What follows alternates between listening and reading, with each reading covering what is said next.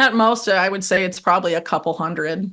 They want to just get people that want to fight against this on both sides, and they want to demonize them so that they can be sort of swept up in this war. Again, it's a small number of people, and they have their men, as it were, in every government everywhere. Whitney Webb just stunned Glenn Beck by saying it's only a few hundred people that rule the entire world. And in this clip, she gets into the propaganda that these globalists use to pit people against each other and the schemes that they're unveiling to try to subvert our liberties and rob us of our sovereignty. So let's get right into it. Please like the video and subscribe to the channel. Does it ever amaze you how small the circle is? There's not a lot of people doing these things. I mean, it is, but not when you look at it globally. Yeah. It's like I think it amazed me at first, but now it's like, oh yeah, it's those guys. What do you think the number is? What do you think the number is that's actually knows what they're doing and is doing it? At most, I would say it's probably a couple hundred. Isn't that nuts? Probably smaller than that. But, well, especially with the technology they have today, it's never been easier for the few to control the many. And they want to make it so that, the peasants, the serfs can't, fight against their rule anymore. And again, that's why we have to resist this as much as possible. But I unfortunately think that to try and get us to consent, because again, they need our consent, they will throw the kitchen sink at us to try and get us to consent.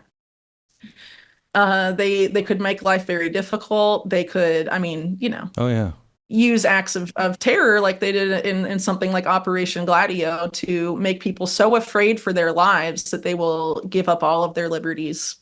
They did this is what the communists did. Safer. This is what the communists did to take over. I think it was Hungary. The NATO thing was we'll have peace, but you can't go in unless invited. You can't turn any countries into Russian satellite countries unless invited in. And so they just went in and they did pretty much what's happening now, and built the framework for it to fall in and then cause chaos in the streets. They had tanks parked right on the border. Many such cases, but there are a few mitigating factors against this globalist oligarchy too that I think are good, good trajectories, and that is especially the rise of the independent media. There's people like Whitney that's getting major coverage on independent shows. I mean, Glenn Beck wouldn't be the biggest example of dissident media, but people are interviewing her, and her findings on this is coming out. It's a way to mitigate the tyranny as it's trying to form. Now, we need mass education and a mass awakening on things like Palantir and, biometric scanning and AI weapons and mass data collection, database creation, and pre-crime schemes, things that she reports on. It does take, a concerted mass of people to oppose that before it can take hold and become precedent. But she's probably right. It probably is 100 oligarchs or so that really run most of the world's programs, certainly in the financial world. Our elected representatives are there to make the appearance of having the facade of representing us, but the truth is even those people don't represent us. They represent Lockheed Martin and JP Morgan and Pfizer and the oligarchs and WEF policy. That's the truth. And when the chaos got to a certain level, their people inside the government of Hungary said, we need help. And Russia rolled across, and they were a communist country overnight. I mean, it's not a hard thing to figure out. They do it over and over again. But I would argue too that this is bigger than just national governments. This is people. Human. Yeah, I don't know what to call them, but oligarchs. Again, it's a small number of people, and they have their men, as it were, in every government everywhere. I'll give you an example that I find particularly interesting. So Samuel Pisar, remembered as a human rights lawyer, maybe remembered better in the last administration because he helped raise Anthony Blinken, who was his stepson. He was also a very close friend of Robert Maxwell. He testified to Congress in the early 70s, and he talked about something called the rise of the trans-ideological corporation. And he said that the Western multinational corporations in the West, right, had started making all of these joint ventures with the state-owned communist companies of Russia and of China. And that what was happening is that they were basically creating a global government of economic power that was making the nation state entirely irrelevant.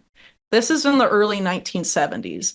And a congressman, I forget who it was, asked PSAR, is this a bad thing? And PSAR was like, not necessarily. Yeah. And you can see how this is expanded into the IMF and the World Bank. You know, those precedents were only expanded upon in the years to come. And she mentioned Operation Gladio. What that was a Cold War psychological operation between the CIA and NATO to use terrorist tactics and psychological warfare against the governments of Western Europe to try to delegitimize reigning in this empire building strategy, the idea that we are going to antagonize nuclear powers, which also got expanded. It's not like the US isn't doing that with Russia right now, pouring $200 billion into the coffers of, Zelensky. While we're to go about this and say, we're following America first, even though Trump's still supporting him after 9 months of doing that, I think it's time to put the kibosh on the idea that he ever wanted that war to end. He could end that war if he wanted, if not for the pressures of the military-industrial complex and other things. I'm not giving him a pass for that, but that's the real dynamic here. They want empire-building schemes just like they did in the Cold War, and they want complete control of the financial system. That is what explains the rise of BRICS, where there's this idea of a potential competing currency to overtake the dollar as the world's reserve currency. And if that happens, that's going to be more catastrophic for the U.S. than anything regarding and revolving around Trump's tariffs. And I'm a big adversary of the tariffs too, but that's just the truth, and that's a real, risk that we're facing when the U.S. just tries to enter into this economic global stranglehold via world banks and other globalist organizations. And at the same time, his pal Robert Maxwell was making all of these connections to entities like the KGB, to Israeli national security agencies in the UK, also in the US, across the board, and giving them this backdoored software while also trying to tie together a bunch of organized crime families across the world, starting with the Yakuza in Japan to Semyon Mogilevich and in the Soviet Union, and to mob bosses in the United States. I mean, I don't mean to laugh, but it's just truly astounding. And this was the 70s, and he just brazenly admitted it to Congress. Well, Carol Quigley, do you remember in the 60s, yes. Carol Quigley? He did the same thing. They made him a pariah for a few years, but he was like proud of it.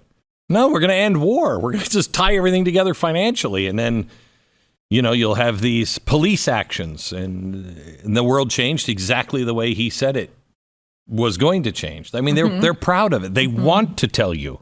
They're proud of what they do. Yeah, we shouldn't be surprised that the world's oligarchs have much more in common with each other than they do their own populaces. They live in their own world where global domination is the goal, and that's not the goal for regular people.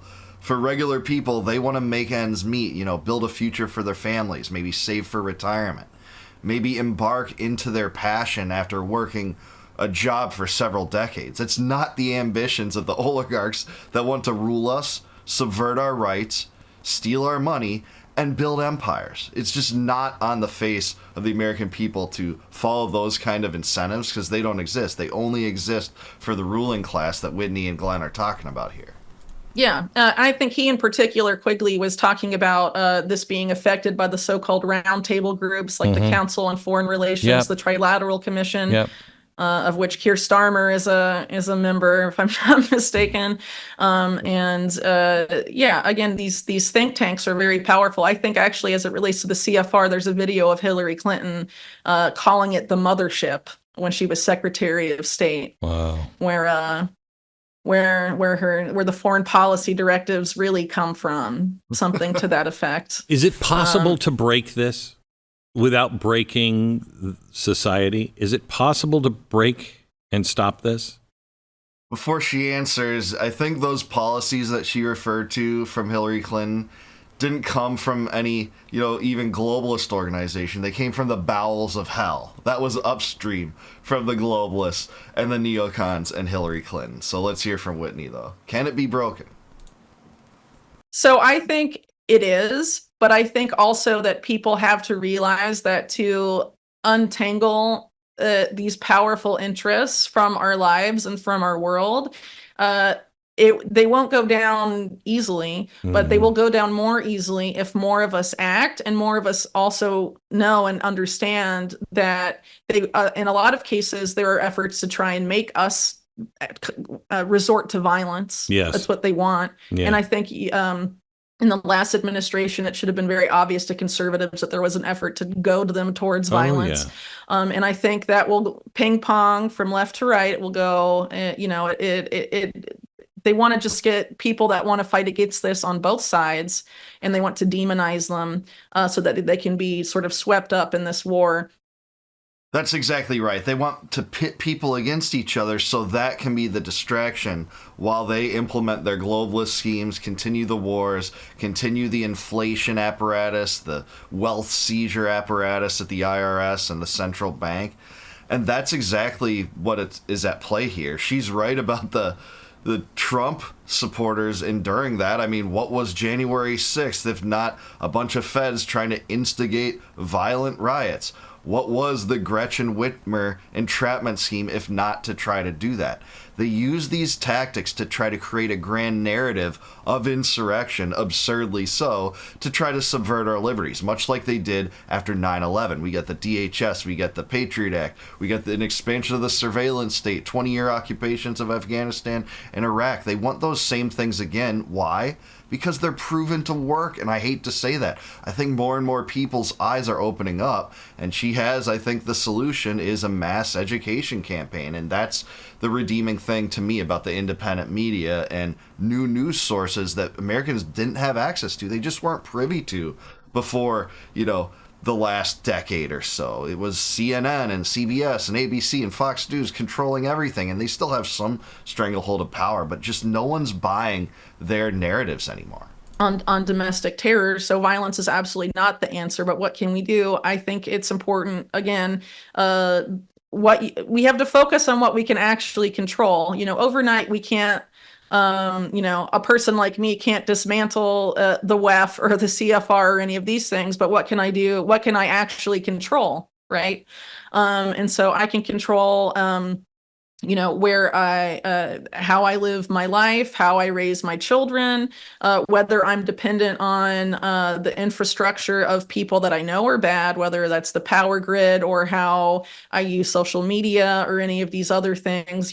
People need to take stock of their life and what they can control. But ultimately, what it comes down to also, and I think one of the most important points I have to convey today, is that they want our consent so badly and they need it for this to work, and that includes digital ID and a lot of. Why do they need it? I think it comes down to a user base. So, for example, if there's a CBDC or a stable coin launched by a government somewhere and no one uses it, it fails. If digital ID is a linchpin to all of this stuff and no one uses it, it fails. Yeah, that's right. They need the propaganda to push these things because we massively outnumber them when it comes to the ruling class, right? So they need buy-in, they need propaganda, and that's why you have to stop these things, these schemes like CBDCs and digital ID and AI weapons and pre-crime schemes that Palantir is trying to launch into at the propaganda level before that takes hold with the populace and becomes an actual legal precedent in the form of legislation or presidential executive order, etc. You have to oppose these things at the start, otherwise they become binding. That's the entire story of the federal government, especially since the progressive era, where we haven't exactly done away with any of those globalist and centralization schemes like the IRS or the central bank or any part of the welfare state or the warfare state, bringing democracy, exporting it overseas for some absurd, empire-building objective when it's just detrimental to the American public. I think she's exactly right. And I think they just don't think that they think they can use, a carrot in the carrot and stick analogy, to lure us in. And then once we are in, out comes the stick. And I think a lot of this, if it's not through, fear, which is, the go-to way to control people, whether it's the COVID type of fear or, the domestic terror type of fear, that's one way, but also money. Our money is a key way to try and attacking people's wealth and wealth transfers, because people that are more likely to go into these digital prisons, they will be desperate. And so you want desperate people also don't think rationally. Yeah. And so at a certain point, you worry about your survival, and you stop worrying about, maybe your civil liberties or maybe even the Constitution. And that hierarchy is what of they needs. Want. Yeah. And so I think how do we protect ourselves and insulate ourselves and our communities from events that are leading us towards that reaction and the problem reaction solution paradigm? Yeah, absolutely. I mean, she's so right that fear is the biggest impediment to thinking rationally. Fear is the mind killer. Fear is what the government propagandists and their corporate collaborators exploit to rob us of our rights. They've done it so many times. You only have to look at, say, just the COVID regime or just 9/11, two things that happened in the last few decades, to see how that's true and how quickly people are willing to give away their liberty for the illusion of some temporary security. Ben Franklin said if you give up your liberty for security, you deserve neither and will have neither, essentially. I'm paraphrasing that, but that is the truth. I mean, that's played out over and over and over when actually to be secure, you have to have your liberty. Otherwise, your rights will be so easily perverted by governments that are their supposed consent that they have to you for nefarious ends that serve them and not you. Don't serve us. It's the uniparty serving themselves. It's kind of the liberal establishment, the conservative establishment that is embarking in the same plans. And there's such striking continuity regardless of administration. For those people that thought like Trump versus Harris was a grand clash of ideologies, I'm not sure what to say. We'd still have the funding for Israel. We'd still have the funding for Ukraine. You thought we wouldn't have that under Trump? Well, we do. We'd still have the absurd spending, adding $5 trillion to the debt via the big abominable bill. Trump himself whipped Republicans to expend the Biden continuing resolution, dragging Massey in the process for having the gall to say, no, actually stand up for your principles and cut spending. Nope, he's persona non grata, and Lindsey Graham is the guy we're going to endorse. That's the same thing regardless of administration. The little switches and adjustments in federal policy are just that. At the top, and when it comes to the biggest control mechanisms, the financial system's the same. The central bank is still inflating our currency. The IRS is still seizing our wealth. It's still being redistributed via the welfare state. And a huge portion of that welfare state, by the way, is going to military bomb makers, whose markets wouldn't exist in an era that we're not constantly embarking on stupid empire-building schemes and entangling alliances like we are in Israel and Ukraine and Taiwan and with Saudi Arabia and all over the world. It's just so backward and retarded, frankly. Sorry for the French, but that's true. But I'm with Whitney. It does seem like a small group of oligarchs basically run everything. The illusion of representative government is only that. And, many of these people are beholden to the same interests while being placed in the position where they have to feign that they're actually trying to support their constituents. There's exceptions to that. I think Thomas Massey and Marjorie Taylor Greene are certainly that, and other reps are on certain issues. You guys know me. I'm kind of a single-issue coalition kind of guy. But that's the truth. But I do want to hear what you had to say about what Whitney said. Is it only a few hundred people that rule everything?